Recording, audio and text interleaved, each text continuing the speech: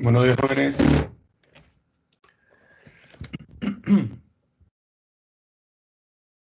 ¿Me logran escuchar? Escriban algo, por favor, a ver si el chat está activo.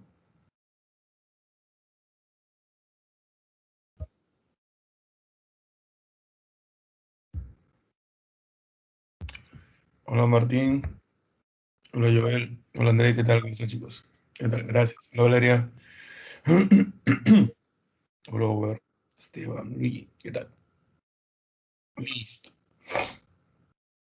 Bueno, vamos a comenzar. Hoy día nos toca hacer... Ustedes son intermedios, ¿no es así? Hola, Rocío. Hola, Miguel. Hola, Alejandra. Hola, Lucero. Hola. Nos toca hacer la segunda parte de Grecia. La semana pasada vimos la primera parte, que era la cultura egea, o periodo cretense, periodo micénico, y Grecia Edad Oscura y Grecia Arcaica, ¿ya? Eso fue lo que vimos la semana pasada. Hoy día vamos a Grecia Clásica y Grecia Helenística. Con eso cerramos, ¿ya? A modo de introducción, todavía no paso el PPT. Voy a colocarlo de una vez mejor. A ver.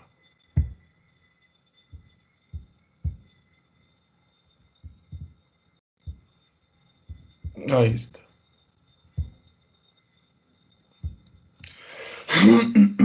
A modo de introducción, eh, recuerden la importancia de Grecia, ¿no?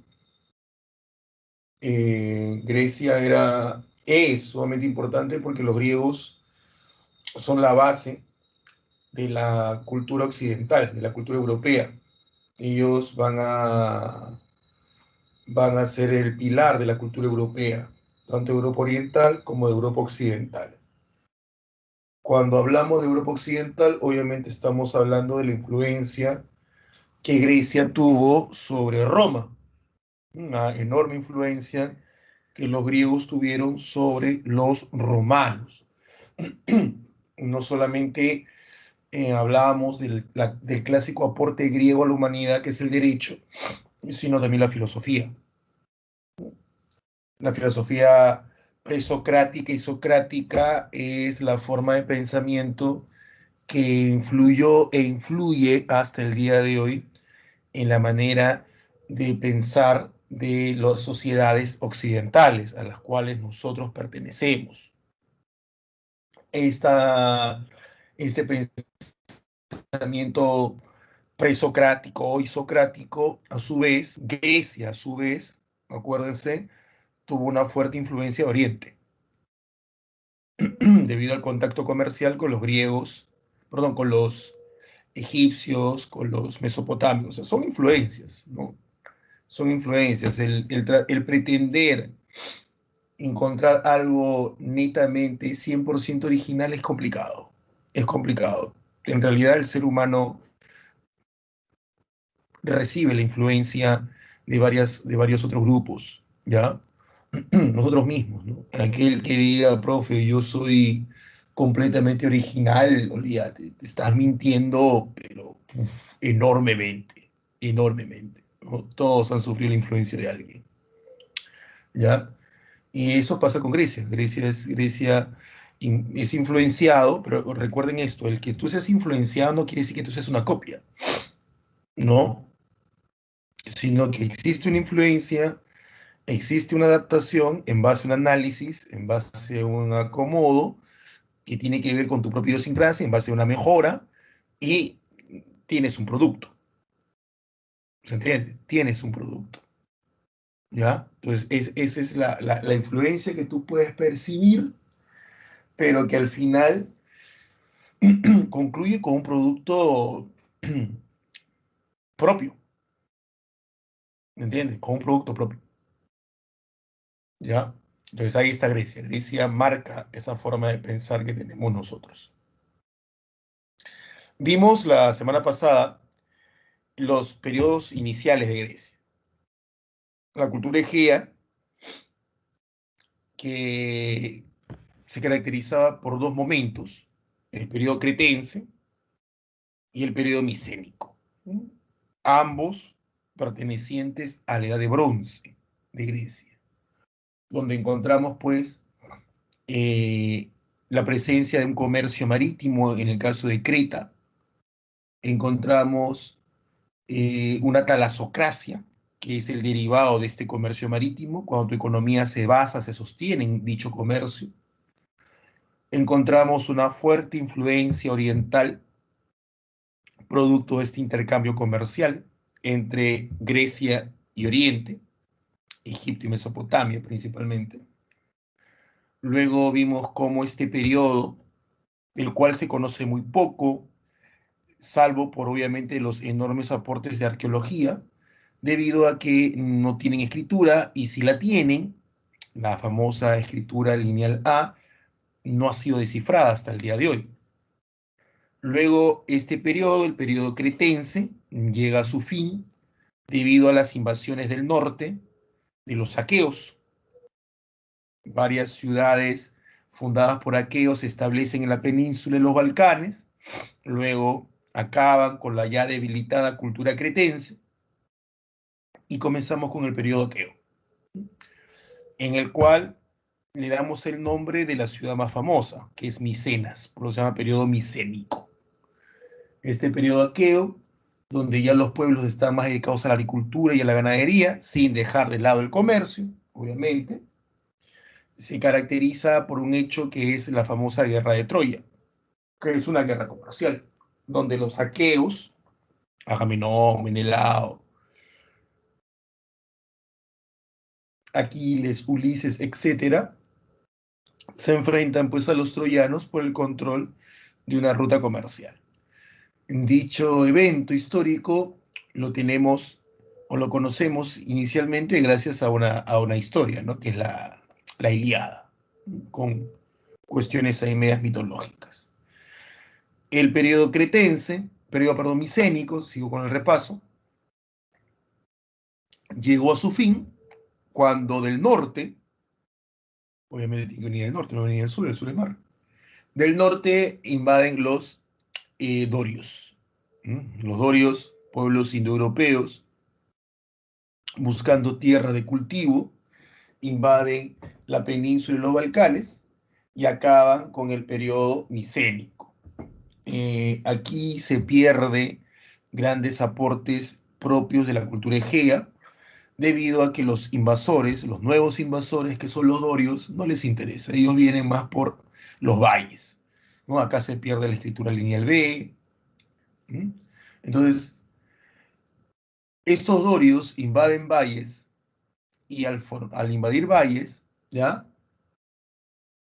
Van a comenzar a establecerse y van a comenzar a unirse.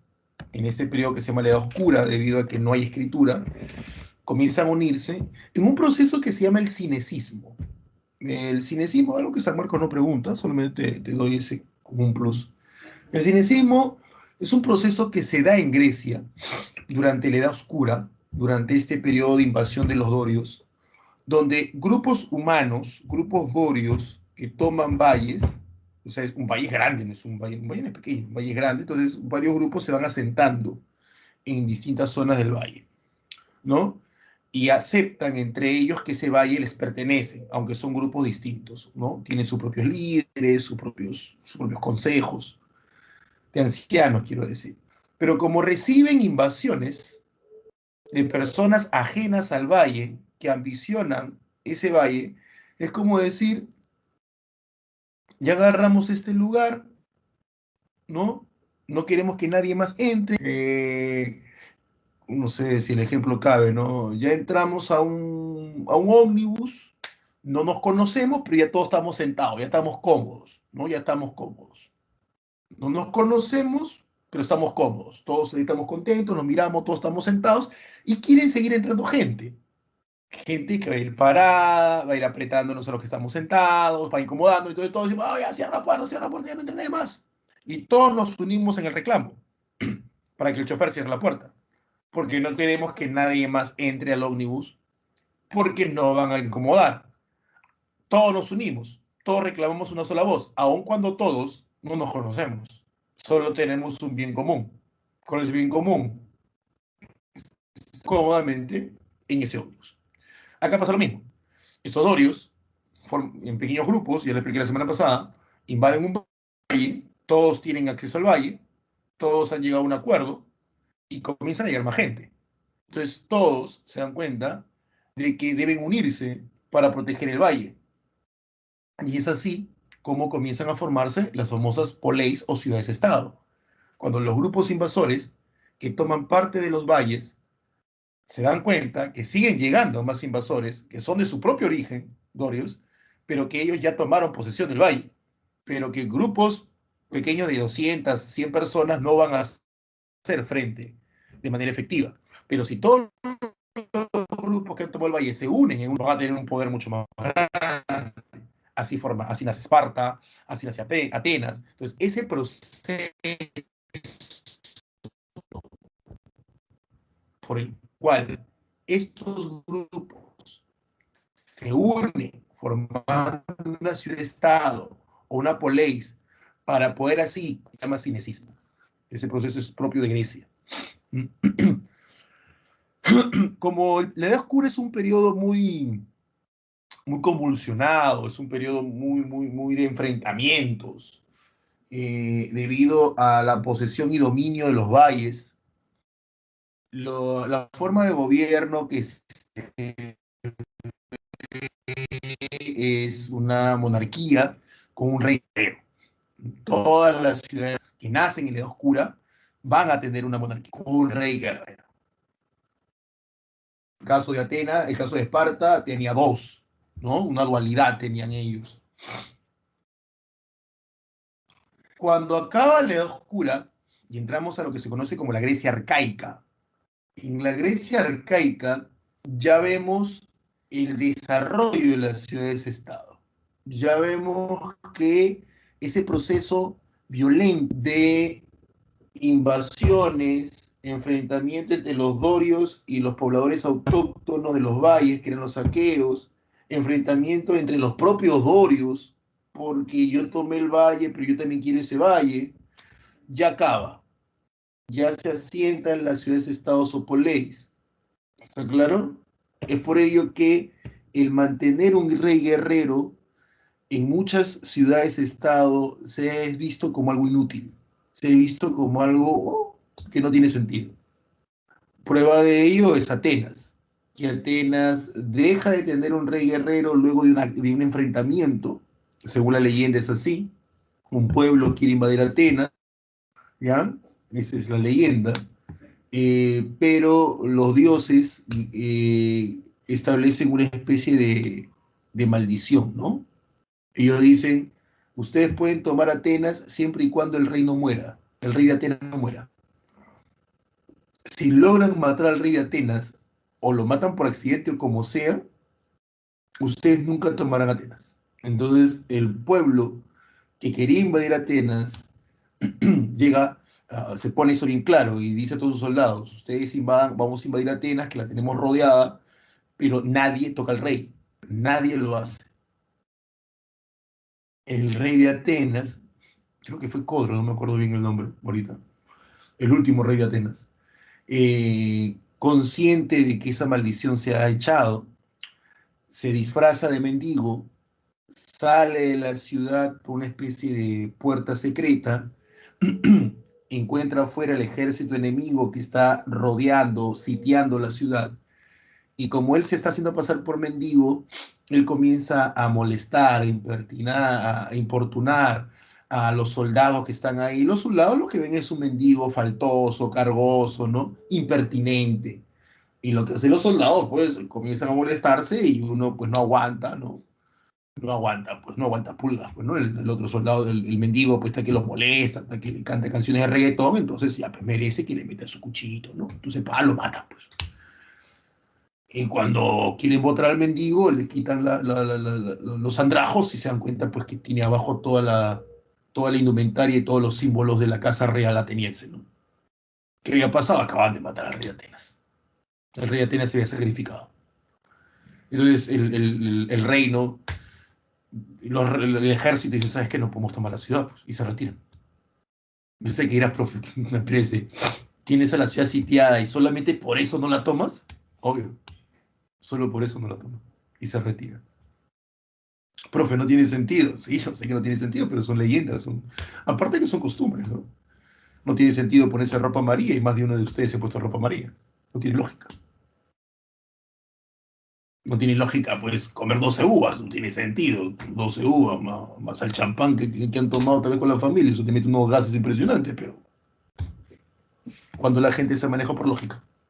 Créeme que si la gente se manejara por lógica y razón, ahorita que, olvídate, ya hubiéramos descubierto la cura al cáncer, ya habíamos salido del espacio hacia otras galaxias. Así de simple. Es un ejercicio. Pero bueno, entonces, esa es una leyenda que utiliza la nobleza ateniense para justificar que ya no haya reyes. Entonces dice la leyenda, continúo, cierro esta historia, que los nobles atenienses, al ver el sacrificio realizado por el rey de Atenas, decidieron que el cargo de rey nunca más iba a ser tomado por nadie. ¿No? Es como cuando alguien se retira del fútbol y su camiseta no es usada por nadie, algo así, ¿no? Y es así como se establecen la aristocracia, que es la característica de la Grecia arcaica. Varias ciudades, no todas, sino varias, la mayoría de ciudades-estado griegas, van a tener una forma de gobierno aristocrática. La aristocracia es la forma de gobierno a través de la cual los que gobiernan, valga la redundancia, son la nobleza. La nobleza, ¿no? Aristo, los mejores. Kratos, poder, el poder de los mejores. ¿Y por qué se llaman los mejores? Porque eran los nobles. Eran los nobles. Además, una cosa muy interesante en Grecia, ya para terminar este repaso. La nobleza griega, que se así consideraban los mejores, tenían que demostrar que eran los mejores. Ojo, ¿ah? Eso es una cosa que se ha perdido. O sea, un ejemplo. Aquiles, ¿no? Aquiles, que es de la edad de la Grecia, de la Grecia oscura, perdón, de la Egea, pero te das cuenta, Aquiles es noble, Aquiles es un rey. Aquiles, Agamenón, Menelao, Ulises, todos son nobles, todos son reyes, pero son los primeros en entrar en batalla, porque tienen que demostrar que son los mejores. No basta con haber nacido noble, tienes que demostrar que tienes nobleza. Por eso que Aquiles, si te das cuenta, Aquiles despreciaba a Agamenón, porque Agamenón no iba a muchas batallas. Entonces Aquiles despreciaba a Agamenón. Es una parte de la película, esta película Troya, que me parece interesante que algunos se han informado para hacer esa película, si es que la has visto, esta de con Brad Pitt, una película antigua, donde la primera escena que Aquiles se enfrenta a un gigante, ¿no? Y el rey Agamenón le dice, no, debería mandarte a azotar por tu insolencia. Y aquí le dice, me encantaría ver el día que un rey pelee sus batallas, ¿no? Entonces ahí Aquiles le está recriminando a Agamenón de que los reyes antiguos sí peleaban sus batallas. ¿Entiendes? Sí peleaban. En Grecia, la perversión de la aristocracia, o sea, cuando los nobles ya no quieren ir a pelear, sino que basta con ser nobles, se sienten bien por ser nobles, a eso los griegos llaman oligarquía. Hoy día la oligarquía tiene otro significado, pero los griegos llaman oligarquía cuando el noble se ha vuelto cobarde, cuando el noble no demuestra su valía, cuando el noble no demuestra que es el mejor, sino que basta con haber nacido noble y con eso se contenta, nada más. La aristocracia, que es la forma de gobierno, insisto, en la época de la Grecia arcaica, y luego entramos a esta, ¿no? La Grecia clásica, donde vamos a encontrar primero en Atenas y luego en otras ciudades-estado la presencia de la democracia, porque la democracia no es únicamente griega, ateniense, perdón, sino que se da en varias ciudades. Y recuerda que la democracia ateniense y la democracia en general no es otra cosa que eh, el gobierno del sector enriquecido del pueblo. ¿Está bien? Democracia, demo, pueblo, kratos, poder, es el gobierno de un sector del pueblo no de todo el pueblo, de un sector del pueblo, pero un sector del pueblo enriquecido, poderoso económicamente, y que requiere, exige un poder político. Y es ahí el enfrentamiento entre ese sector del pueblo enriquecido, que son por lo general comerciantes, con los antiguos gobernantes de las ciudades, que son los nobles. ¿No? Ese enfrentamiento, donde al final, en algunos casos, triunfan los comerciantes, a eso los griegos van a llamar democracia. ¿Está claro? A eso se le llama democracia, el gobierno de los comerciantes. Y como los comerciantes no son nobles, en la antigua Grecia, como en la antigua Roma, todo aquel que no sea noble, sin importar su origen y su fortuna, todo aquel basta con que no sea noble, se le llamaba pueblo. Era así antiguamente. Entonces, antes de entrar a la Grecia clásica, voy a ver si tienen algún comentario, alguna pregunta, alguna duda. ¿Ya? A ver.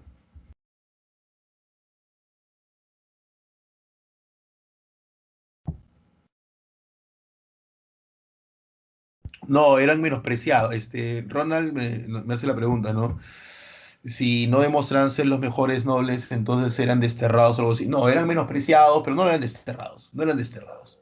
Se mantenían en el poder, porque llegó un momento, pues, en el cual, a ver, un ejemplo, en la época donde toda la nobleza, ya, quiero que entiendan esto, la normalización de las cosas, ya, cuando toda la nobleza demostraba su valía, aquel que no lo hiciera podía ser desterrado probablemente, era una vergüenza, hasta lo mataban.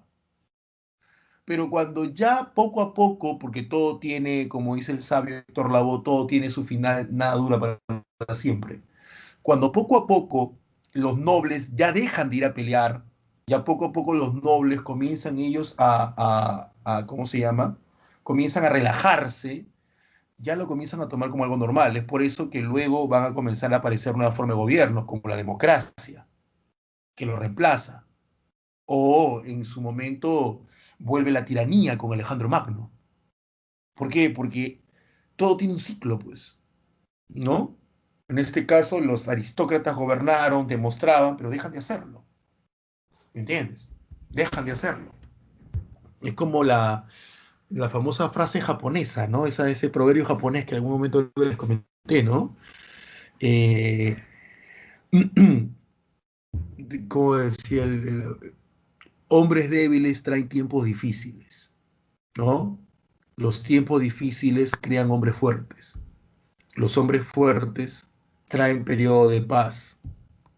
Los periodos de paz generan hombres débiles. Y los hombres débiles traen tiempos difíciles. Y todo vuelve, ¿no? Es un ciclo, es una visión cíclica que no está fuera de ello. Entonces, la normalización, ¿me entiendes? La normalización. Entonces, en algún momento se normalizó, o sea, se vio como algo normal el que los nobles sean débiles. Y eso genera problemas.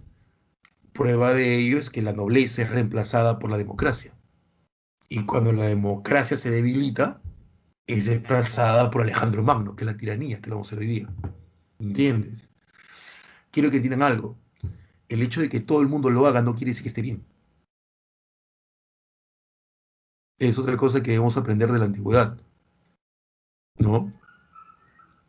El hecho de que todos lo hagan no quiere decir que esté bien.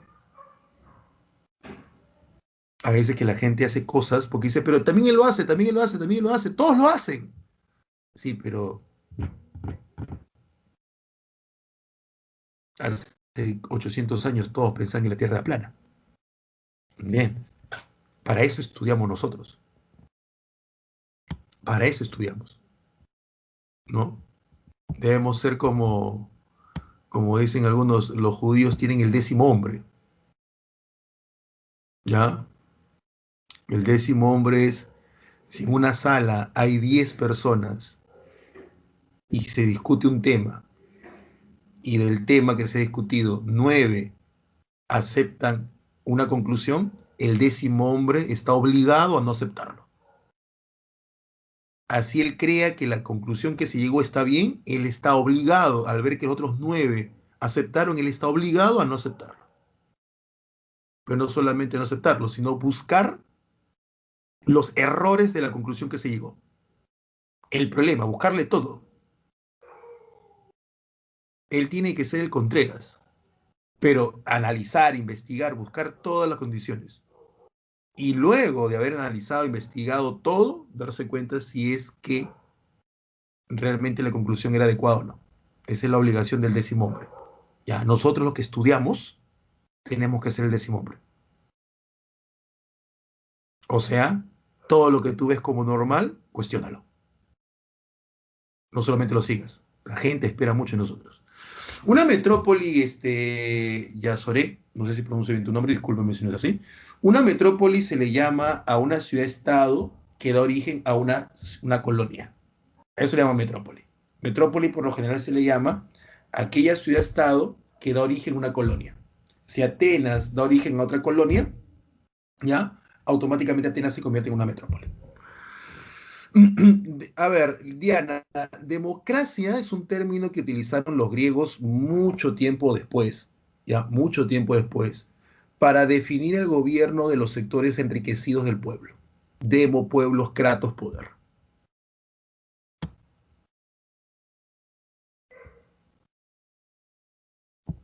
Listo, sigamos. No hay más preguntas, continúo. Vamos con la Grecia clásica entonces. Tú desapareces. A ver, hechos, ahí está, hechos importantes durante este periodo, que es tener clarísimo qué va a suceder en este periodo. Primero, las guerras médicas, que lo vamos a ver ahora. Eso es lo primero que es tener claro como un hecho importante, las guerras médicas, que fueron pues los enfrentamientos entre los griegos y los medo-persas. ¿Mm? El enfrentamiento entre los griegos y los medo-persas. ¿Está bien? El segundo hecho importante, el siglo de Pericles. En el caso del siglo de Pericles no se puede fijar una fecha exacta. ¿Ya? Se le conoce por lo general siglo de Pericles al gobierno de Pericles en la ciudad de Atenas, que caracteriza porque consolidó la democracia, una democracia que la había establecido en el siglo anterior, o sea, en el siglo VI, Clístenes, y que ahora Pericles lo estaba consolidando. Pero también se le llama siglo de Pericles al periodo de apogeo cultural que Atenas va a vivir, y con ella toda Grecia. Y la guerra del Peloponeso, que es el enfrentamiento que va a darse entre atenienses y espartanos principalmente, llevando a toda Grecia a una guerra civil. Las guerras médicas. ¿Mm? Vamos con las guerras médicas. Ahí lo tienes. Esto no desaparece. ¿Qué pasó?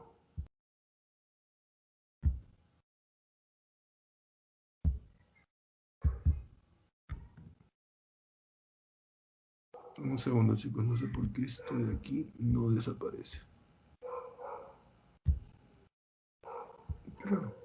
Bueno, no entiendo. Las guerras médicas. Es el enfrentamiento entre los griegos y los medopersas. ¿Está bien? A ver, cortito. Los persas o medopersas primero se ubican en el actual país de Irán. En el país de Irán, que está entre Irak y Afganistán, Asia. En el país de Irán habían en la antigüedad, estamos hablando del siglo VI a.C., siglo VII a.C., dos pueblos. Al norte estaba el pueblo de los medos y al sur estaba el pueblo de los persas. ¿Ya? Uno se muere este perro. Perdón, que aquí un perro que está molestando acá por el barrio. Al norte los medos, al sur los persas. ¿Ya? Esos dos pueblos. ¿Qué va a suceder?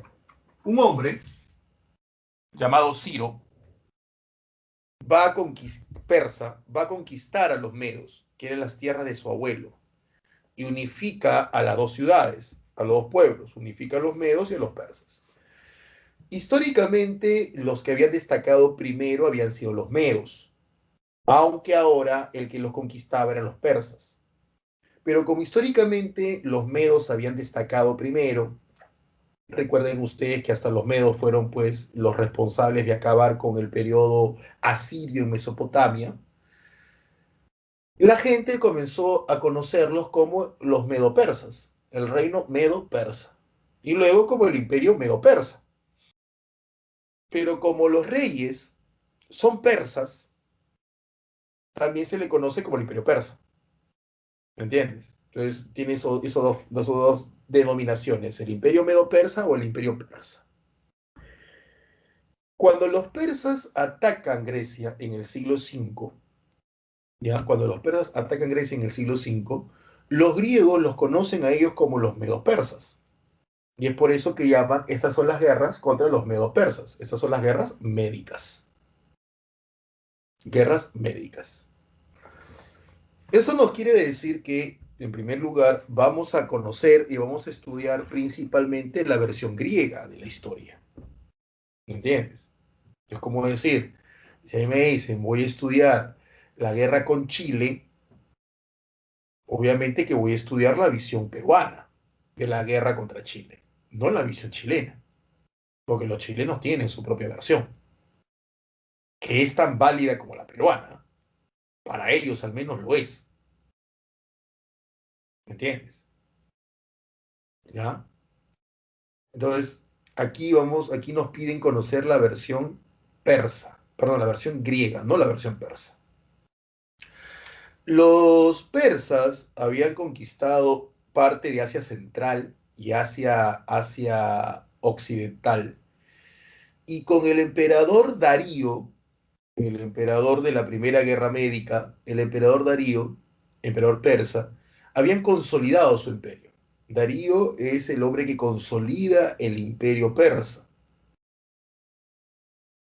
Algunas versiones consideran que Darío, influenciado por los fenicios, Darío pone sus ojos en el mar Egeo, porque la causa principal es el mar Egeo, ¿ya? Pero no olvidemos una cosa, que el imperio persa es un imperio terrestre. Entonces pone sus ojos en el mar Egeo, como diciendo, un negocio más, ¿no? Un negocio más. El punto es que el mar Egeo le pertenece a las ciudades griegas que viven de ello, como el caso de Atenas, en especial a las clases comerciantes que son las que gobiernan estas ciudades. Entonces, cuando los persas ponen sus ojos en el mar Egeo, muchas ciudades griegas, entre ellas Atenas principalmente, se preocuparon porque le van a quitar su mar, le van a quitar su fuente de ingreso. Y como Atenas y muchas ciudades griegas están siendo gobernadas por comerciantes, la preocupación se convierte en un asunto de Estado. Los persas atacan en una primera guerra médica, con Darío a la cabeza, pierden una batalla, la batalla de Maratón, que se vuelve famosa porque Filipides corre hacia Atenas para avisar de que los persas derrotados en Maratón están moviendo sus barcos para atacar, y avisa del ataque, ¿no? Y muere. Por eso que la carrera que toma Filipides desde Maratón hasta Atenas se convierte pues en un evento que va a ser reconocido por los griegos y se le llama pues la famosa carrera de Maratón, que luego se convierte en uno de los juegos en honor al dios Zeus, en uno de los Juegos Olímpicos. Y Darío pierde esta primera batalla y se retira, ¿no? Darío no va a regresar, Darío va a morir. Muere de anciano Darío, ¿ah? No muere como en la película 300 que se ve pues que él muere producto ¿cómo se llama? Producto de una flechazo, no, él muere de anciano. Esparta no va a la Primera Guerra Médica. Y Esparta no va a la Primera Guerra Médica por una serie de motivos. En primer lugar, Esparta no va a la guerra médica porque no le afecta. O sea, si Persia está queriendo controlar el mar Egeo, porque eso es lo que quiere Persia, controlar el mar Egeo. No quiere conquistar los griegos, quiere controlar el mar Egeo. La clase gobernante espartana, que son los espartiatas, que son nobles, que viven de la agricultura y de la ganadería, ellos se la ponen bien clara, y eso a mí en qué me perjudica. O sea, ese no es mi mar. Yo no vivo del mar. Yo vivo de la tierra. Entonces, ¿en qué me perjudica ello? Primer motivo para no ir a la guerra. Segundo motivo, ese mar le pertenece a los comerciantes. Comerciantes que, por ejemplo, en Atenas han tomado el control de la ciudad, la democracia. Y que estos comerciantes que en Atenas han tomado el control de la ciudad han desplazado a la nobleza ateniense del poder. Entonces, el espartano, que era noble espartano, se ponía a pensar, el noble ateniense tiene los mismos orígenes que yo, el noble espartano. Entonces, a mí me ha chocado, como noble, que venga un grupito del pueblo y desplace a los nobles atenienses del poder. Porque para mí, noble espartano, es una preocupación que me pueda pasar lo mismo en Esparta. De que venga un sector del pueblo enriquecido espartano y quiera quitarme el poder. Es por eso, chicos y señoritas, que Esparta establece 3 leyes clarísimas. Cualquier extranjero en Esparta, pena de muerte. Cualquiera que utilice monedas en Esparta, pena de muerte. Y cualquiera que utilice productos no espartanos, pena de muerte. Lo que estableció Esparta era evitar el comercio, para evitar que haya un sector enriquecido en su ciudad que luego le compita en el poder político, como había pasado en Atenas. Entonces Esparta decía, irme a la guerra por un mar que no es mío, que no me beneficia, apoyando a los grupos sociales y políticos que sí se benefician de ese mar y que encima han sacado del poder a los nobles de su ciudad, tampoco me conviene. Estaría apoyando yo el final de las aristocracias. Entonces, 2 motivos por los cuales Esparta no va a la guerra. Y el tercer motivo, y tal vez el más importante, es porque Esparta tenía un excelente ejército, pero su ejército era principalmente preparado para mantener a raya a su fuerza laboral, eran los esclavos. Entonces, los esclavos espartanos, ¿está bien? Eran la masa laboral sobre la cual vivía Esparta, pero los espartanos debían tenerlos a rayas, controlados. Y el ejército espartano ya no cumplía la función de expansión, porque ya Esparta no se expandía. Tampoco cumplía mucho la función de defensa, porque ya muchas ciudades no la atacaban, ¿ya? Pero sí cumplía la función de mantener a raya a sus esclavos, porque en muchas ocasiones sus esclavos habían intentado, y lo habían hecho, levantarse en armas. Entonces los espartanos principalmente estaban entrenados para defender su ciudad de algún levantamiento esclavo. Tanto así que se considera que un espartano bien armado podía él solo hacer frente a 20 esclavos. Entonces Esparta decía, y si voy a la guerra, la pregunta es, ¿quién cuida mi ciudad? Porque mis esclavos se pueden sublevar.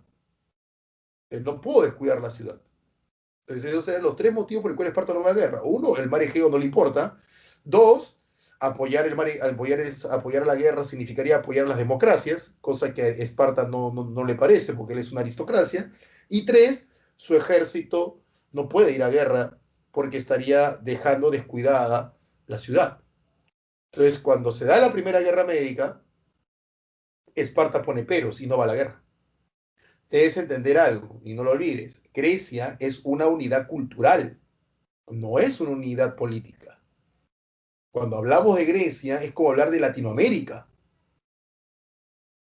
Los latinoamericanos tenemos una unidad cultural, pero no tenemos una unidad política, porque cada país que forma Latinoamérica tiene su propio gobierno. Eso se explica en un pequeño ejemplo, ¿no? En la Guerra de las Malvinas, de Argentina contra Inglaterra, Perú, por su propia voluntad, apoya a Argentina, y Chile, por su propia voluntad, apoya a Inglaterra. Pero si te pones en el plano frío, Chile no tenía obligación de apoyar a Argentina. Pero somos sudamericanos y que tenemos una hermandad. ¿Quién te ha mentido? Los países no tienen amigos, los países tienen intereses. Y si para los chilenos su interés era apoyar a Inglaterra, estaba en todo su derecho. Está en todo su derecho. Que se vea mal, que a nivel latinoamericano lo veamos como traidor, que esa es otra cosa, esa es otra cosa. Que se vea mal es otra cosa. Una cosa es que se vea mal y otra cosa es que sea legal.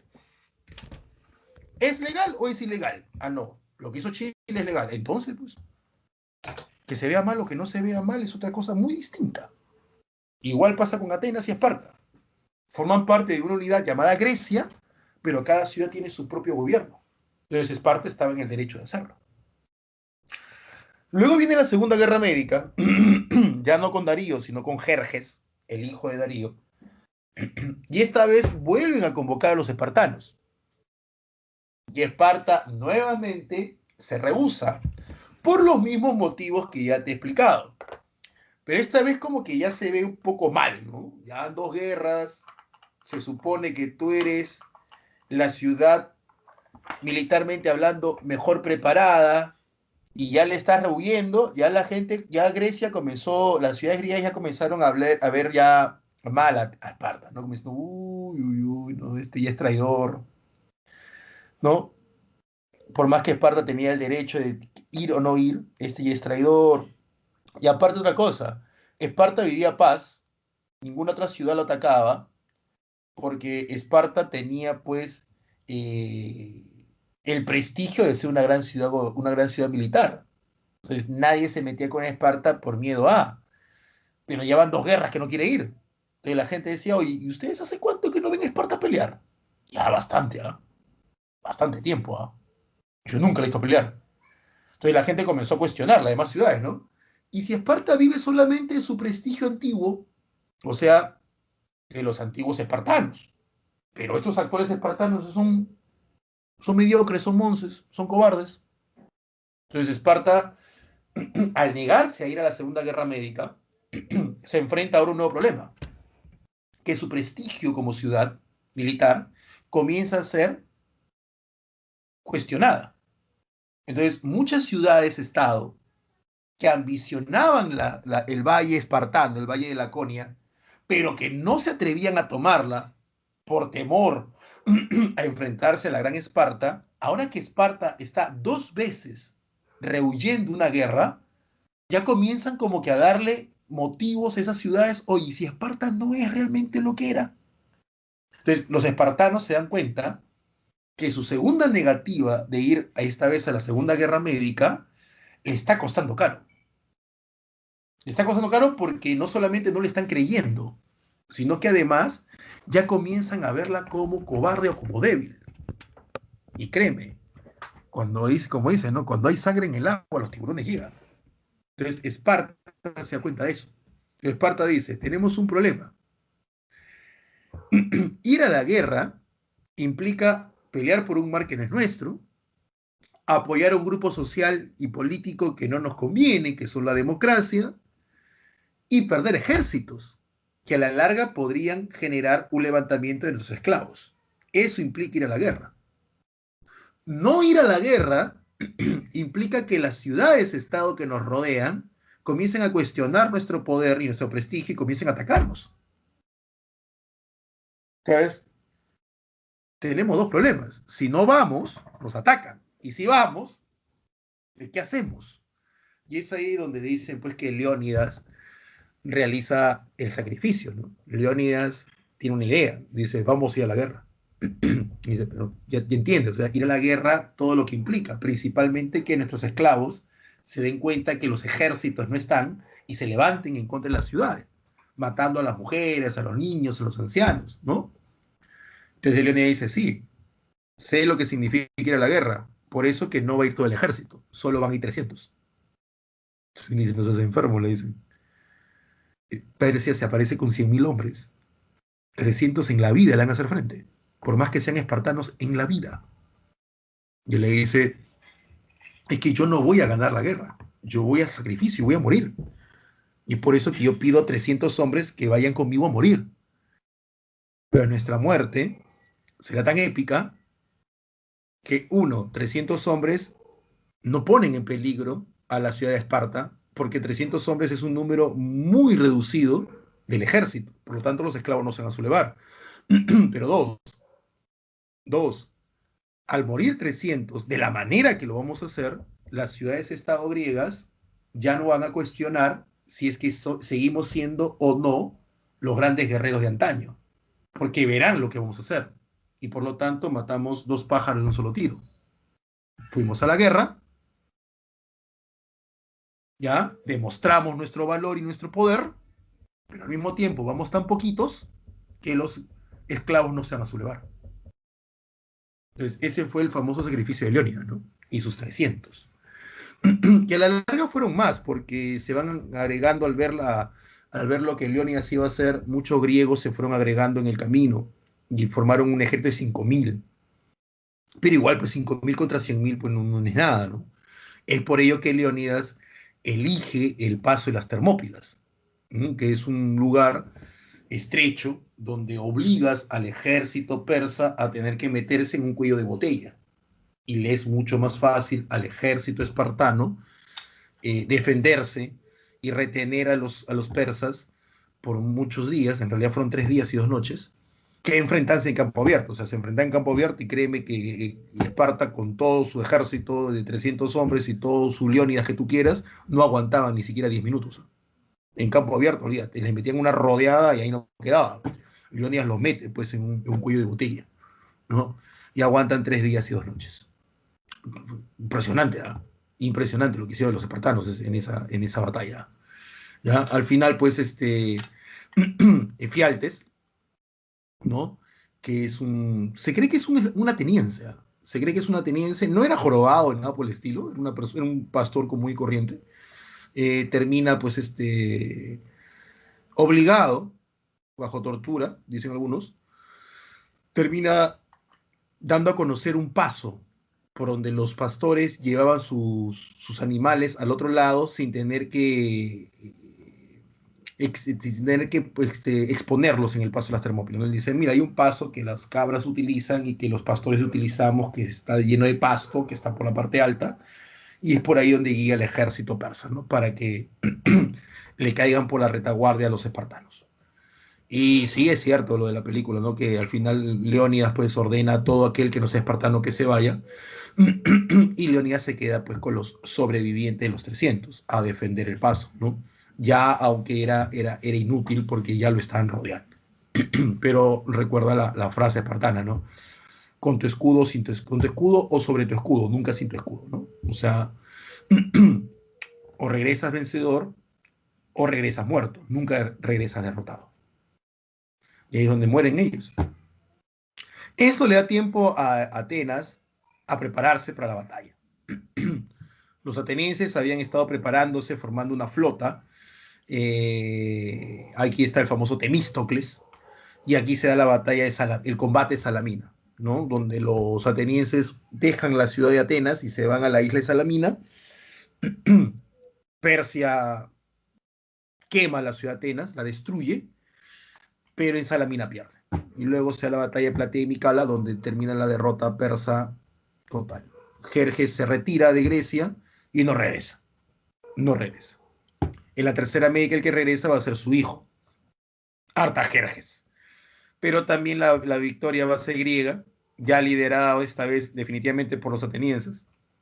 Y es ahí donde se logra firmar una paz, ¿no? Conocida como la paz de Simón o de Calias. Se llama así porque son dos hombres las que la firmaron. Primero la firmó Simón, pero Simón comete un error político que hace que Pericles, que nunca había peleado en una guerra médica, Pericles lo termine expulsando de la ciudad. Entonces Simón, que fue el gran héroe de la Tercera Guerra Médica, por un fallo político, termina siendo desplazado por un Pericles que no había peleado en las guerras médicas. Pericles era descendiente de Clístenes, el fundador de la democracia, y Simón es expulsado de la ciudad. Y el que termina las negociaciones de la paz con los persas es Calias, por eso se llama la paz de Simón o de Calias. Los persas ya no van a regresar a Occidente, ya no van a tener ambiciones con Grecia o el mar Egeo. Atenas es la gran victoriosa de esta guerra, porque Atenas lideró a los griegos en las 3 guerras médicas. Atenas fue la que más ímpetu le metió en esta guerra médica. Ten en cuenta que era el mar Egeo el que estaba en juego, que era su mar. Así que los atenienses, de hecho, iban a meterle bastante ímpetu. Y por lo tanto, cuando terminan las guerras médicas, Atenas termina pues siendo la ciudad con mayor prestigio. Y Pericles sabe utilizar eso, ¿no? La Liga de Delos había sido una liga que se había utilizado como defensa contra los persas. La Liga de Delos se llamaba así porque estaba en la isla de Delos. Cada ciudad miembro de esta alianza militar o liga aportaba una cantidad de dinero para crear un mega ejército que fuera a enfrentar a los persas. Cada ciudad enviaba a un representante para que pudiera administrar los ingresos. Pero cuando terminan las guerras médicas, Atenas no disuelve la liga. La liga debió disolverse. Atenas no la disuelve. Atenas juega con el temor de que los persas pueden regresar. Y muchas ciudades-estado pequeñas y medianas que tienen temor a ello se pasan al lado de Atenas y le creen ciegamente a lo que Atenas dice. Y apoyan a Atenas ciegamente. ¿Me entiendes? Atenas, para que me entiendas, en la época clásica es como Estados Unidos en el siglo XX. Es para que me entiendas. Y las demás ciudades-estado griegas que le hacen caso a Atenas es como nosotros los países sudamericanos que le hacemos caso a Estados Unidos. ¿No? Y lo que Estados Unidos dice, para nosotros es ley. Tú eras profesor, será para usted, para mí no. Si alguna vez le dijiste al coreano chinito loco, ¿quién crees que puso ese apodo? Estados Unidos, pues. Estados Unidos. ¿Entiendes? Si sientes que tu vida en este encierro no es vida porque no puedes salir a divertirte, le estás haciendo caso a Estados Unidos, el que estableció que la diversión era salir a los supermercados, a los malls, a las discotecas, fueron ellos. Entonces, sí le estamos haciendo caso, ciegamente. ¿Entiendes? Entonces, la Atenas de la época clásica es como el Estados Unidos del siglo XX. Y así como Atenas dominó el mundo griego, Estados Unidos lo hizo pues en el mundo, ¿no? En el siglo XX. Pero sigo con Atenas. Atenas, inteligentemente, con el prestigio ganado, Atenas ordena que la Liga de Delos ya no esté en Delos, sino que esté en Atenas. Se sigue llamando Liga de Delos, pero está en Atenas. Atenas ordena que se siga pagando un impuesto a todas las ciudades-estado que forman parte de la Liga de Delos, aun cuando no estaban en guerra. Atenas encima exige, perdón, encima exige a Atenas que el tesoro de la Liga de Delos sea únicamente administrado por los atenienses. O sea que ya no cada ciudad envía un administrador para que vigile, no, no. Atenas lo administraba solo y Atenas no tenía la obligación de rendir cuenta de qué hacía con ese dinero. Mira lo que dio Atenas, ¿eh? Atenas trasladaba la Liga de Delos, la isla de Delos, a Atenas. El tesoro era trasladado a Atenas. El tesoro era únicamente administrado por Atenas y Atenas no rendía cuenta de lo que hacía con el dinero o con el tesoro. Obvio que muchas ciudades-estado se opusieron, obvio. Pero cada ciudad-estado que se opuso encontró una Atenas que la acusaba de traidora. Esa ciudad-estado que se opone es realmente traidora y no se opone a mí, Atenas, se opone a Grecia. Seguro esa ciudad-estado ha caído en la influencia persa. Ahí está la prueba de que los persas han vuelto, que los persas regresan y generas miedo. Y el miedo que genera, entrega total. Entonces las ciudades-estado pequeñas, al ver el discurso de Atenas y creer lo que Atenas decían, sí, tienes razón, ¿por qué te opones? ¿Qué tiene de malo que Atenas, que nos salvó de 3 guerras médicas, administre solo todo? ¿Qué tiene de malo? Tú te has envenenado y todos le dan su apoyo a Atenas y Atenas acusaba a la ciudad-estado que se oponía a sus ambiciones, la acusaba de traidora y Atenas, ¿qué hacía? Le invadía y le llevaba democracia. ¿Has escuchado esa palabrita? Eso de que te invado porque no eres democrático, que te invado porque te opones a mí, que yo solamente quiero lo mejor para el mundo. ¿Se escucha esa frasecita? Sí, ¿no? Ya, pues, ¿ves? La historia te enseña. Entonces Atenas destruía el puerto y destruía el ejército. Y se quedaba con la ciudad. Por su bien. Era por el bien de la ciudad que Atenas le hacía eso. Como cuando tu mamá te pegaba y lo hacía por tu bien, porque tú lo buscabas, porque ella no quería pegarte, pero tú lo obligabas a que te pegara. ¿Te acuerdas o no te acuerdas esas frasecitas cuando te pegaban? ¿No? Yo lo hago por tu bien, algún día me lo agradecerás. Esto me duele más a mí que a ti. ¿Escuchaste esa frasecita? Sí. Esa se llama justificación, se llama eso. Y si alguna madre de familia me está escuchando, señora, disculpe, a mí también me pegaron por lo mismo, pero usted y yo sabemos que se llama justificación. Porque la educación no solamente es por golpe. ¿Ya? Entonces, ahí está, pues. Así como las personas justificamos la agresión, los estados justifican la agresión. Y Atenas lo estaba haciendo. Y Atenas se convierte en un gran imperio económico en Grecia. Pero ¿cómo se convierte en un gran imperio económico? Imponiéndose. ¿De dónde crees que sale la época clásica ateniense? ¿De dónde iba a tener recursos Atenas? Se está agarrando el dinero de los demás.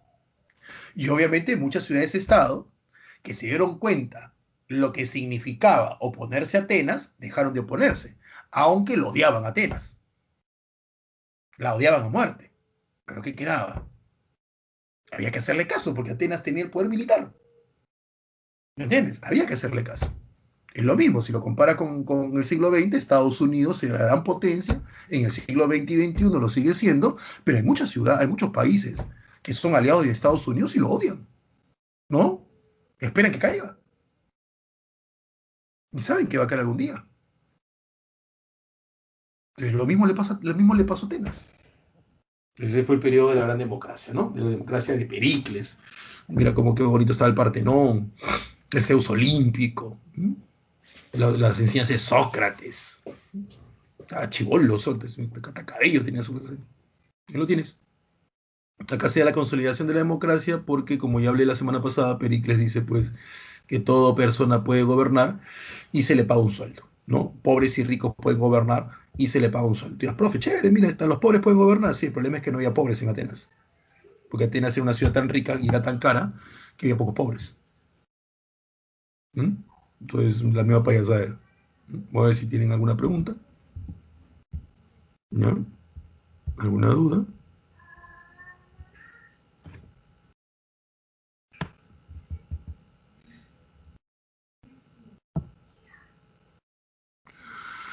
A ver qué significa democracia. Ya, ya, ya. No, fueron 300 es el número, Lucas. Lo que pasa es que se le agrega más personas. Pero está demostrado que fueron 300. Se le agregan más griegos. ¿Ya? Más griegos, que terminan siendo 5000.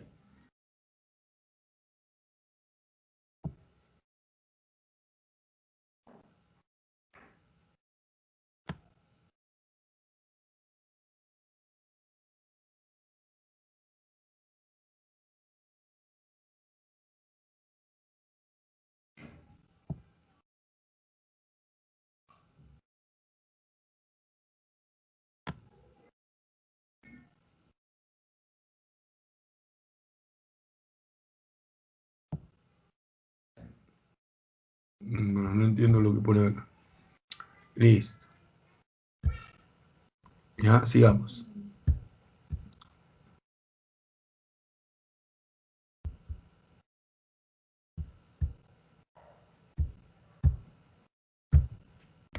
Este siglo de Pericles, este hecho de que Pericles tenga tanto poder, bueno, Atenas tenga tanto poder, pero que su poder se sostenga en el abuso, en el autoritarismo militar y político de Atenas sobre otras ciudades-estado, en que Atenas se aprovechaba de ello, como ya le mencioné, generó pues mucha incomodidad y muchas enemistades contra Atenas, ¿no? Bastante. Y esto va a desencadenar pues que muchas ciudades-estado, comerciantes y democráticas como Atenas, estuvieran buscando pues la forma de echarse abajo a Atenas. Y es ahí donde aparece Esparta. El punto con Esparta es el siguiente, ¿ya? La guerra del Peloponeso. El punto con Esparta es el siguiente. Los espartanos, después de las guerras médicas, habían tenido pues que recomponerse en cierta forma, porque ahora Esparta no era la ciudad-estado más importante, lo era Atenas. Y como Atenas era la ciudad-estado más importante, ¿qué pasa con Atenas? Todo lo que Atenas significaba se convierte en un ejemplo a seguir. Me explico. Atenas, al ser la ciudad-estado más importante durante el siglo de Pericles, todo lo que Atenas era se convierte en algo que muchos imitaban. Por lo tanto, la democracia ateniense, o sea, el gobierno de los comerciantes atenienses, comienza a ser algo muy popular o algo que es seguido en varias ciudades-estado. Donde varias ciudades-estado comienzan poco a poco a ser cada vez más, a tomar cada vez con mayor fuerza la democracia, o sea, el gobierno de los comerciantes, ¿no? Cada vez eso era algo más popular dentro de muchas ciudades-estado. Y a Atenas le convenía eso. Mientras más clase comerciante gobernara, mayor eran las relaciones comerciales. Pero ¿qué pasaba con Esparta? Esparta no era una clase comerciante. Esparta era una aristocracia. Esparta la gobernaba la nobleza espartana, que se basaba su poder económico en la agricultura y la ganadería. Entonces Esparta, poco a poco, en este mundo griego, dominado por Atenas, y que se establece, pues, una democracia, o sea, el gobierno de los comerciantes como algo normal, poco a poco Esparta es vista como la rara, como la distinta, ¿no? Y tú sabes que los seres humanos no nos gusta lo raro y lo distinto. No, no, no, lo rechazamos.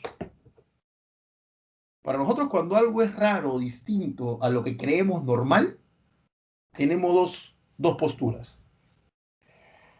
O queremos convertirlo en normal para estar tranquilos, ¿ya? O lo desaparecemos.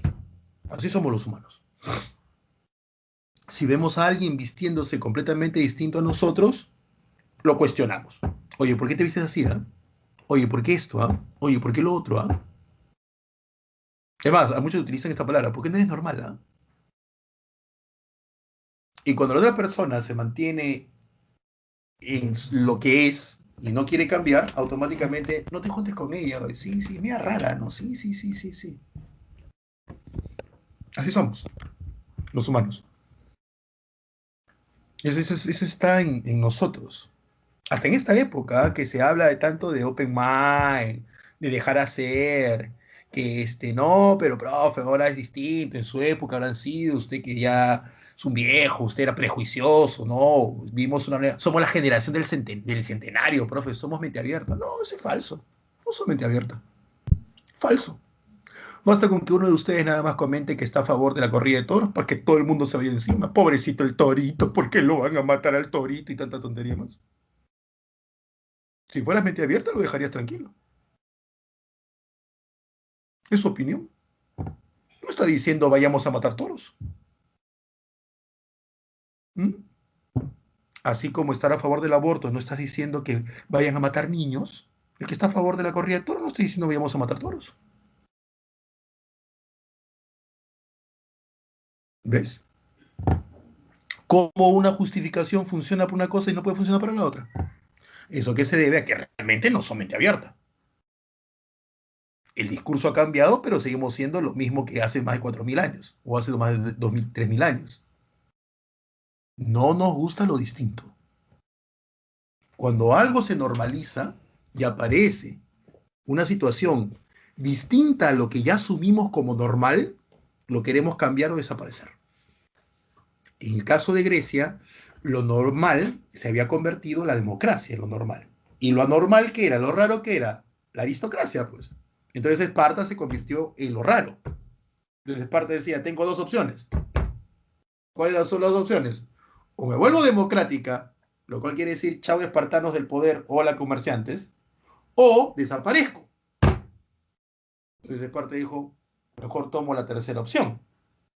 ¿Cuál es la tercera opción? Mejor desaparezco Atenas y a su supuesta normalidad y establezco lo mío como normalidad. Porque hay una tercera opción. ¿Entiendes? Una, si eres el raro, o te vuelves normal como todos quieren, Dos, o desapareces. Tres, o desaparezco la normalidad que me están obligando a establecer y mi supuesta normalidad la establezco como normalidad. Estas son las tres opciones.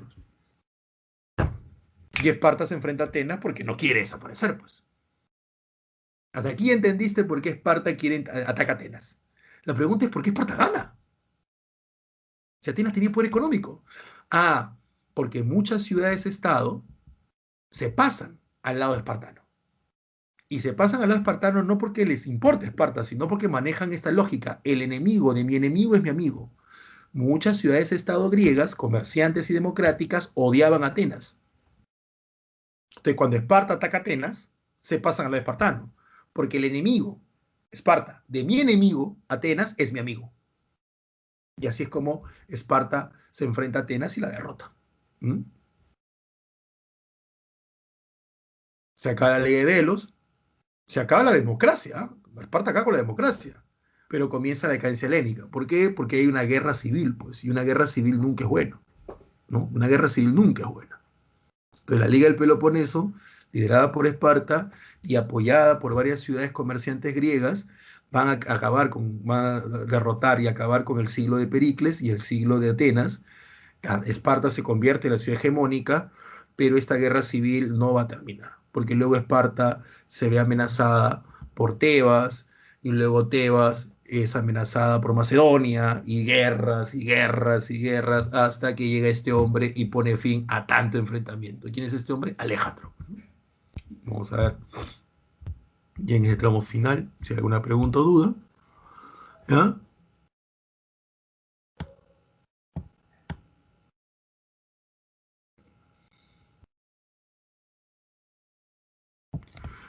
Fresley, una liga es una alianza de ciudades. ¿Ya? En el caso de las ligas son una alianza militar de ciudades.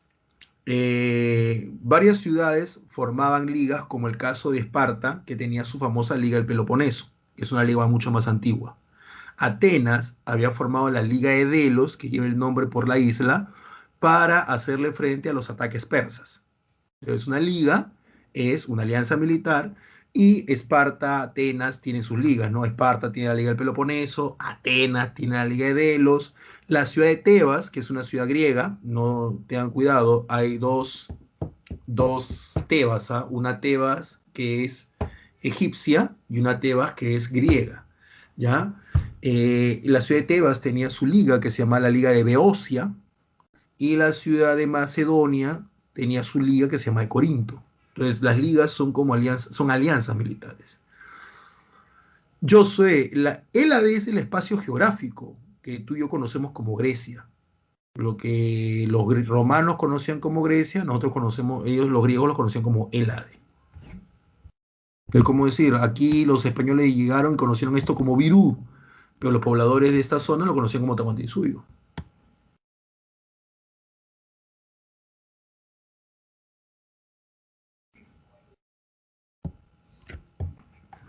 También de lo que comen los chinos. Pero, claro, pero si vemos, siempre yo les pido que hagan el ejercicio al revés, ¿no? Mira lo que comemos nosotros. Nosotros comemos cuy. Si tú te pones a pensar, el cuy debe ser muy rico, pero ver un animal, un roedor colocado en tu plato, diente nada más, tú y yo, o sea, nosotros lo tenemos acostumbrado. Eso es lo que eso es lo que yo les decía, la normalidad, cuando algo se normaliza. ¿Me entiendes? Cuando es normal. Cuando es normal es aceptado. Entonces, ver un cuy, créeme que para sociedades o lugares que no están acostumbrados a que se les presente un platillo así, lo ven como algo asqueroso. Oye, comemos la molleja. En el anticucho comemos molleja, comemos intestinos. ¿Mm? Donde estaba el excremento de los animales, bien limpiecito, y así lo comemos. ¿Qué cosa crees el relleno? Y es riquísimo. Pero si te pones en la óptica de otras culturas, van a decir, oye, ¿esto qué están comiendo? Que la gente de la sierra, y también de la costa, obviamente, que come caldo de cabeza, o sea, estás moviendo el caldo y aparece el cráneo de un animal. Tú dirás, profe, pero cuando no haces un caldo de gallina aparece la pata de un animal, aparece el ala de un animal. Sí, pero te das cuenta. O sea, al final, los chinos comen. lo que cualquier ser humano come. Solo que tenemos, como bien dice Frank aquí, ¿no? El prejuicio, ¿no? De que como nosotros no comemos eso, vemos a los otros como, ¿no?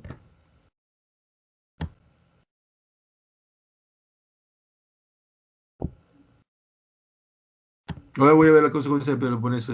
Karen, la consecuencia es que se acaba con la democracia ateniense, se acaba con la Liga de Delos y Esparta se convierte en hegemónica. Ujú.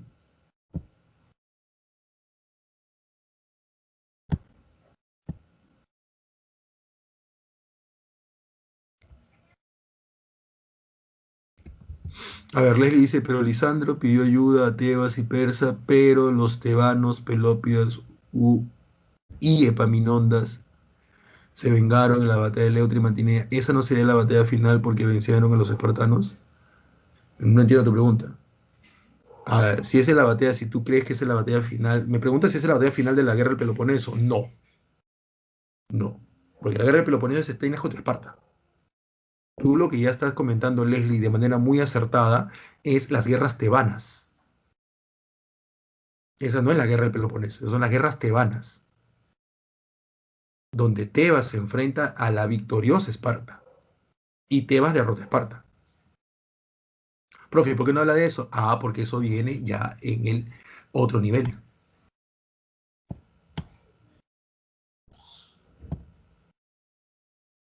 ¿Quiénes conforman ciudades griegas? Ahora, ¿cuáles ciudades griegas, Juan? Ese es otro nivel. Claro, Juan, como dice Lucas, ¿no? Juan, Atenas y Esparta son los líderes.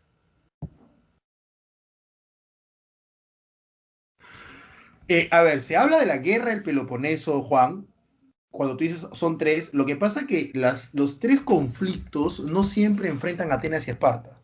En la primera etapa, acá no se habla de guerras, como en el caso de las guerras médicas, que son tres guerras, ¿no? ¿Por qué? Porque las tres guerras siempre son los mismos enemigos. Grecia-Persia, primera guerra. Segunda guerra, Grecia-Persia. Tercera guerra, Grecia-Persia. En el caso del Peloponeso, no. En el caso del Peloponeso, la primera etapa es Atenas-Esparta, donde gana Esparta. La segunda etapa no es Atenas-Esparta, es Atenas-Siracusa. ¿Ya? Y la tercera etapa vuelve a ser Atenas-Esparta, pero con persas. Por eso que como no existe los enemigos en el mismo momento, siempre los mismos, por eso es que no se habla de tres guerras del Peloponeso. Por eso que digo, guerras médicas en plural, pero en el caso de la guerra del Peloponeso es una sola guerra, guerra del Peloponeso, con tres etapas. ¿No? En cambio, son tres guerras.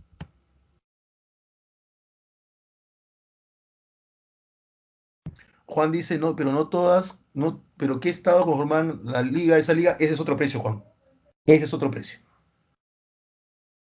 Ese es otro precio. Así de simple. Yo doy los productos por precio. Es como cuando te venden la naranja. Te dicen, no, esta naranja cuesta un sol el kilo, esta naranja cuesta 2 soles, esta cuesta 3 soles. Igualito, Juan. Igualito. Enzo dice, come murciélago. Estamos viendo que Enzo pues, es un prejuicioso.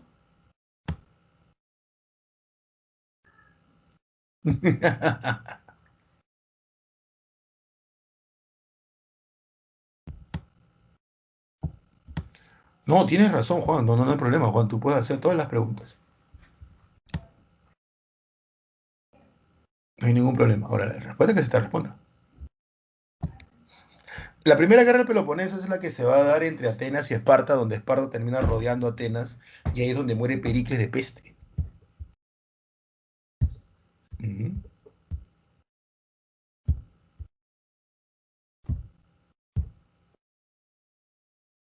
Ahí está, periodo helenístico.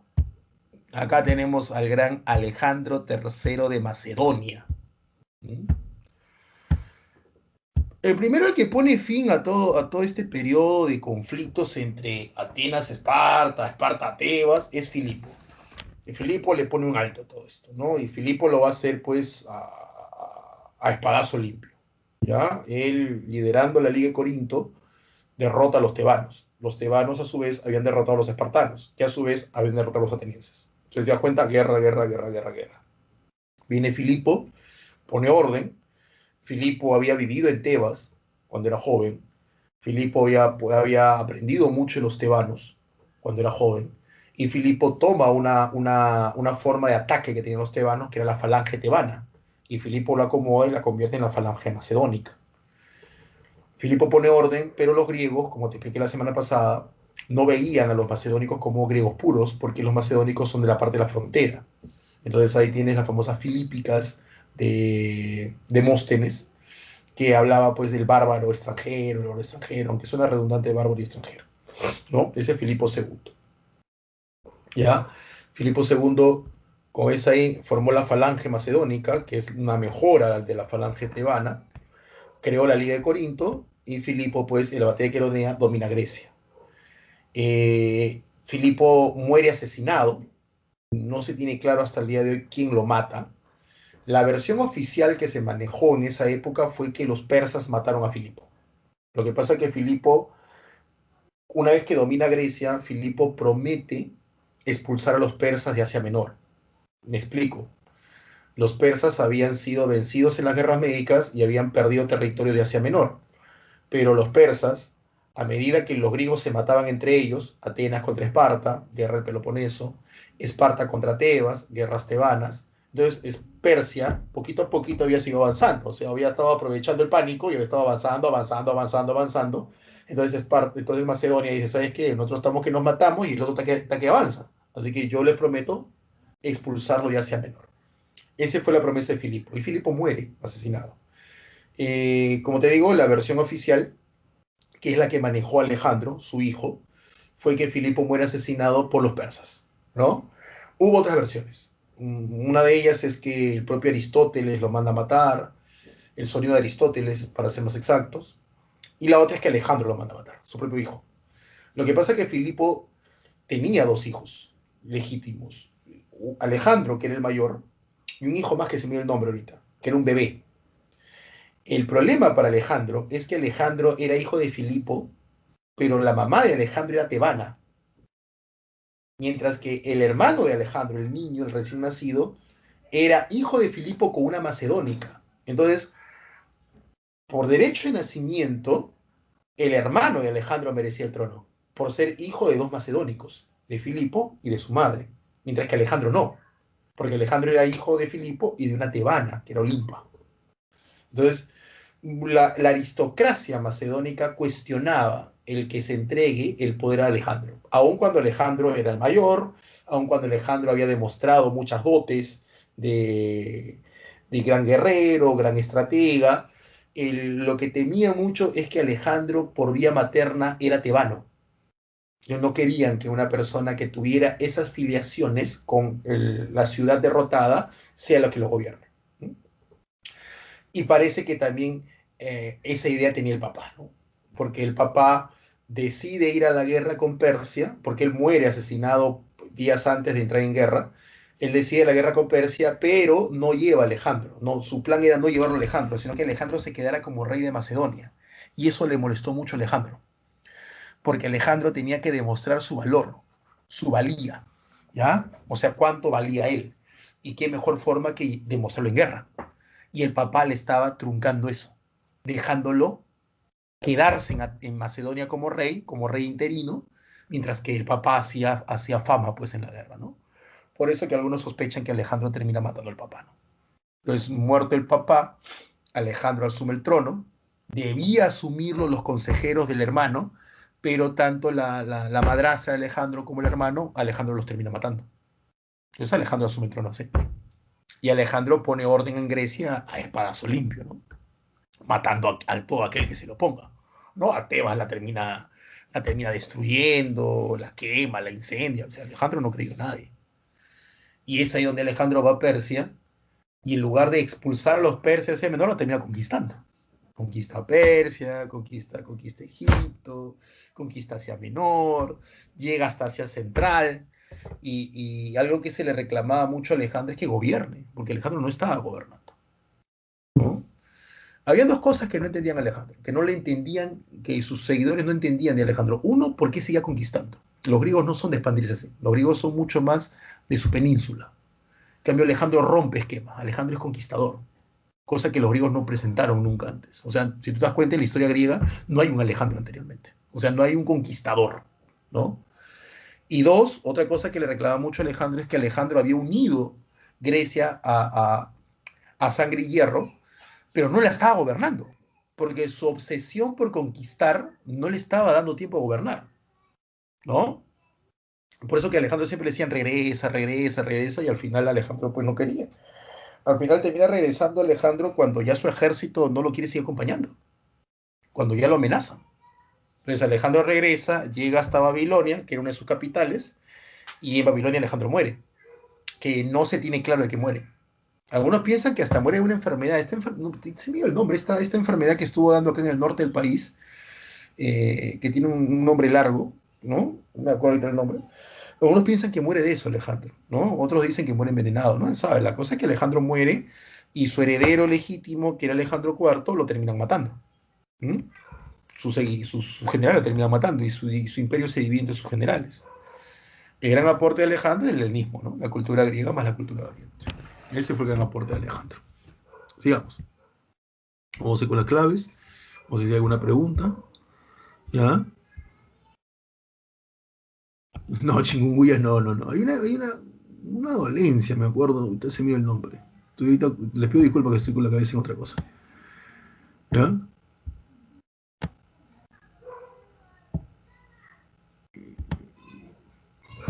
Juan, ¿quieres que me ponga a decirte las 15 ciudades que formaron una liga y las otras 18 que formaron la otra? Ya, te las digo. ¿Qué ganas con ello, Juan? Ya. No te hagan el examen de admisión, tu profesor demuestra que sabe, pero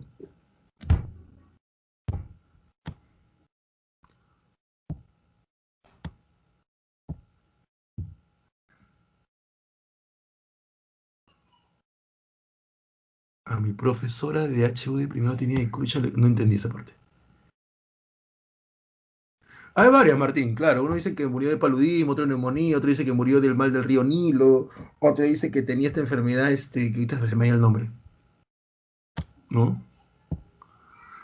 Ah, su profesora, admiraban a Alejandro. Ah, mira, admiraban, pues tienen una visión medio complicada del hombre, ¿no? Admiraban a un tipo prepotente, un tipo machista, impositivo y asesino. ¿No? Chévere.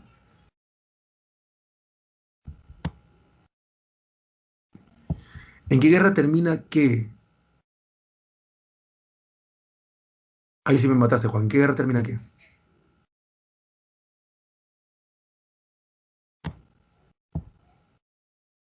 ¿La batalla de Alejandro Magno fueron? Sí, sí fueron. Ya pasó ya, Charles. Las más importantes fueron la de... Acá están. ¿Dónde están? La de Gaugamela, ¿no? Gránico, Is y Gaugamela son las batallas con las cuales se enfrentan los persas. La batalla con la cual termina derrotando a los persas es Gaugamela. Se llama Gaugamela o Arbelas porque son dos lugares donde se estableció, porque Alejandro termina iniciando la batalla en Gaugamela, pero persigue a los persas hasta Arbelas, ¿no? Gaugamela o Arbelas, esas son las batallas más importantes, porque es contra los persas. ¿Mm? Vamos con su pregunta. A ustedes les encanta el dato, ¿no? ¿Se ve la parte de ejercicio o tengo que volver a hacer? ¿Se logra ver la parte de ejercicio para que ya tenga a su práctica? ¿Sí? ¿No? Ah, listo. Vamos entonces con la parte de ejercicio. A ver, facilísimo. El gran emperador persa, organizador de su imperio y derrotado por la Primera Guerra Médica. Ah, fácil. Darío. Darío. Darío. Polis o Poleis, que perdió a su rey en la batalla de las Termópilas. Ese es más fácil todavía, Esparta, ¿no? Que pierde a Leónidas. Consolidó la democracia en Atenas, Pericles. Pericles termina consolidando. No te olvides que Clístenes, el que está abajo, él es el padre. Él es el padre. Las cleruquías se relacionan a Pericles. Las cleruquías eran colonias para la gente pobre. Eran colonias agrícolas que se establecían fuera de Atenas. El siglo de Pericles significó la consolidación de la forma de gobierno conocido como democracia. Pericles no le coloca ese nombre, Pericles le coloca Mistoforia. Son los griegos después que le colocan el nombre. A ver, dice, verdad y falso. A ver, Pericles consolidó la democracia. Falso, no es en el siglo VI, es en el siglo V. Acá es falso. En las guerras médicas, los atenienses lideraron a los griegos. Sí, verdadero. Falso. Entonces sería falso, verdadero, falso. Recuerda que este es falso porque el siglo está mal. Pericles siglo V, no siglo VI. A ver, dice aquí, rey espartano Leónidas, 3A. Legislador ateniense Pericles, 1B. Emperador persa Darío. Entonces sería 1B, 2C, 3A. 1B, 2C, 3A. Clave, esta de aquí. No fue un emperador persa relacionado a las guerras médicas. Darío III. Darío III es el emperador que pierde su imperio en manos de Alejandro. Él es el que pierde la batalla de Gaugamelas o la batalla de Arbelas. Él es. ¿Ya? Sobre Alejandro Magno lo que han preguntado es sobre el helenismo. El helenismo, recuerden que es la suma de la cultura griega más la cultura macedónica, perdón, la cultura mesopotámica, persa y egipcia. Esa es la base cultural de lo que es Europa Oriental hoy día. Dice ahí, se relaciona el siglo de Pericles a la mistoforia. ¿Qué es la mistoforia? La mistoforia es como se le llamó en su momento a la democracia. La mistoforia es el acceso al poder de toda persona y cobrando sueldo. En Atenas, obviamente. Es una consecuencia de las guerras médicas, excepto cuál no es una consecuencia de las guerras médicas. Esta no es una consecuencia, porque la formación de las poleis se va a dar en la edad oscura. Ahí está su clave, chicos. Pasen a sus preguntas de la práctica y se termina esto. Exacto.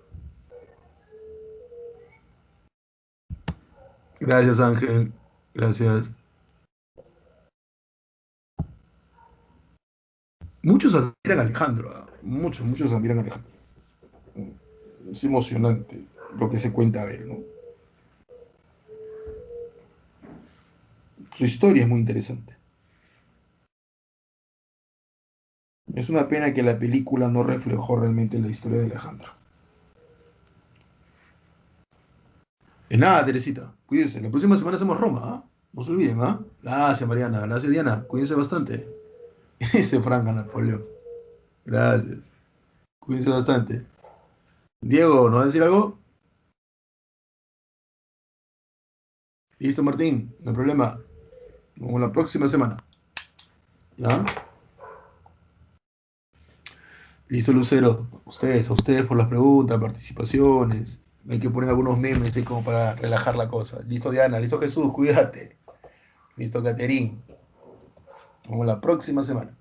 Ya, no se olviden, la próxima semana es Roma. Listo, Juan. Cuídate. Igual, Juan. Igual, igual, igual. Gracias por tu participación.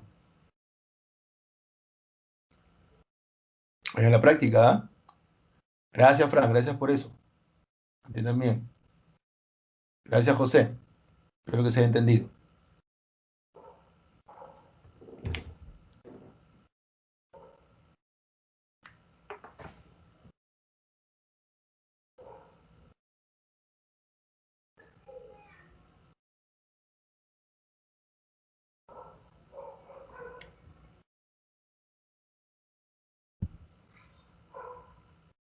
No se olviden la práctica, ¿ah?